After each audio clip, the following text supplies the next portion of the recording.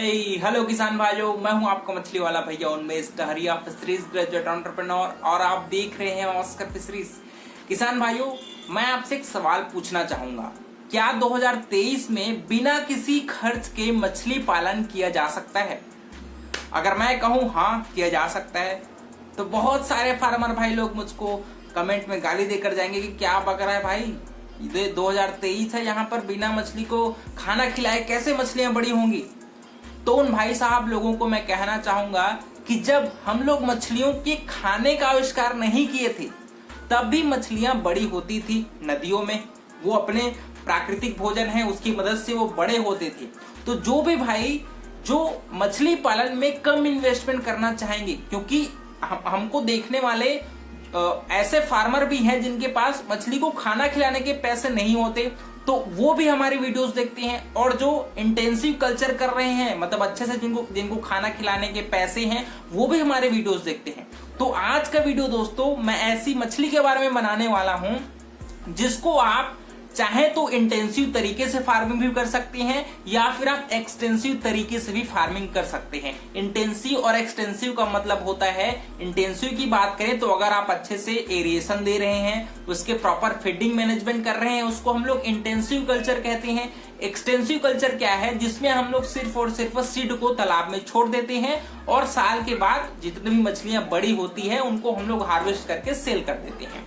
तो किसान भाइयों, अगर ये दो मछलियां मैं बताऊंगा जिसको आपको जरूर आप अपने एक्सटेंसिव तरीके से फार्मिंग करते हैं, जहां पर आप फीडिंग कराने के पैसे नहीं होंगे, तो आप ग्रास कार्प, उसके साथ आप कॉमन कार्प, इन दो मछलियों को आप जरूर आप अपने तालाब में छोड़िए। और तालाब का कंडीशन ऐसा हो जहां पर आपके एक्वेटिक वीड मतलब खरपतवार की संख्या ज्यादा हो, ऐसे तालाब में आप ग्रास कार्प का जरूर आप पालन करिए, आपको बहुत ही मुनाफा होगा। लेकिन बात करें अगर आप जो हम लोग साइंटिफिक विधि से हम लोग मछलियों का पालन करते हैं, उस तरीके से अगर आप ग्रास कार्प का पालन करना चाहते हैं दोस्तों, तो ये वीडियो भी आपके लिए है, क्योंकि इसमें मैं डिटेल से बताऊंगा कि कैसे आप बहुत ही अच्छे तरीके से बहुत कम पैसे में ग्रास कार्प का पालन कर सकते हो। सबसे पहले हम लोग वाटर बॉडी के बारे में बात करते हैं। तो आग जो भी कार्प मछलियां होती हैं, उसको मिनिमम 1 एकड़ तालाब के क्षेत्रफल की जरूरत पड़ती है। उसके अलावा हमारी ग्रास कार्प मछली है दोस्तों, वो वेजिटेटिव है, मतलब वो वनस्पति को खाने वाली एक हर्बीवोरस मछली है। इसी वजह से हम लोग मछली को ज्यादा प्रोटीन युक्त आहार नहीं देते। दूसरा सवाल ये भी रहता है कि क्या ग्रास कार्प को हम लोगों को सिंगल स्पीसीज पालन करना चाहिए कि दूसरे मछलियों के साथ? किसान भाइयों, ग्रास कार्प एक तालाब के बीच में रहने वाली मछली है, इसी वजह से हम लोग उसको पॉलीकल्चर में ही पालन करते हैं, क्योंकि हम लोगों ने एक तालाब बनवा लिया। उसके बाद दूसरा हमारा काम होता है तालाब में फर्मेंटेशन करना। यहाँ पर कार्प मछलियां, खासकर ग्रास कार्प के लिए फर्मेंटेशन बहुत ज्यादा जरूरी होता है, क्योंकि प्राकृतिक भोजन ग्रास कार्प का प्राइमरी फीड होता है। उसको आपको प्लैंकटन पर आप उसको अच्छे से तैयार कर सकते हैं। तो इसके लिए प्रति एकड़ दोस्तों हम लोग फर्मेंटेशन करते हैं।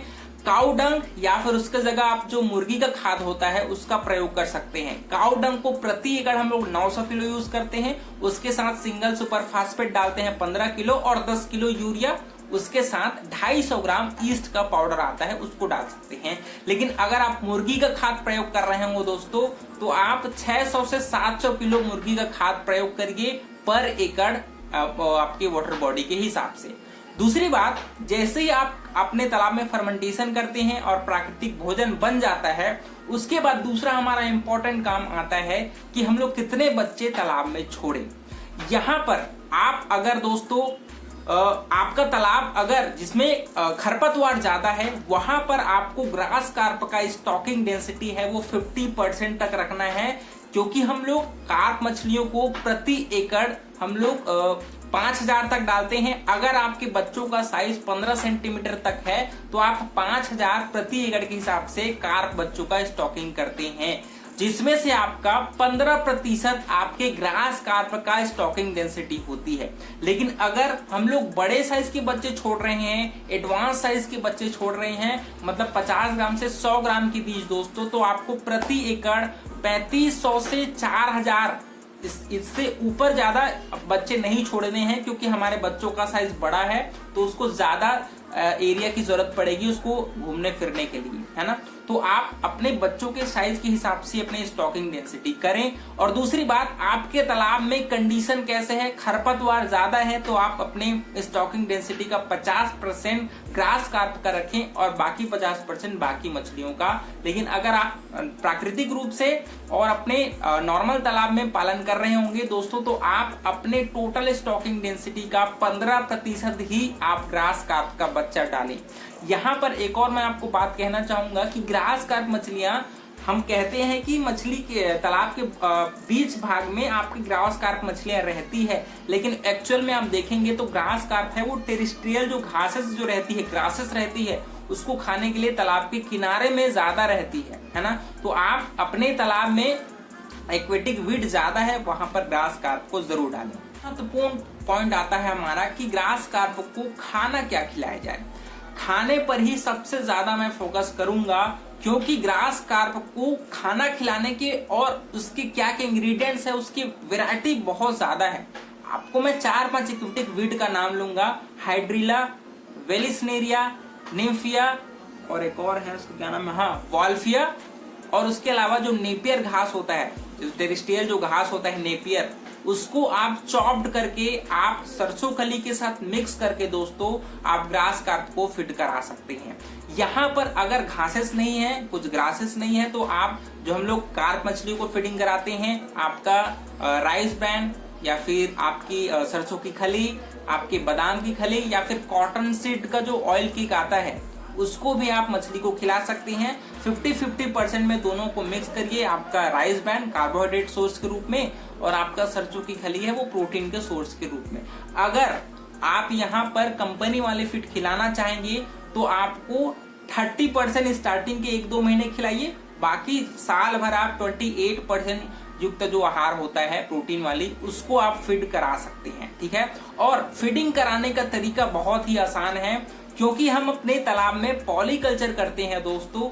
तो आप ग्रास कार्प को स्पेशली फीडिंग कराने के लिए आप अपने जो एक्वेटिक वीड है होता है उसको चॉप्ड कर लीजिए। जो घास कटर मशीन आता है जो अच्छे से छोटे छोटे पीस में उसको तोड़ देती है, उसको आप सरसों खली के साथ मिक्स कर लीजिए।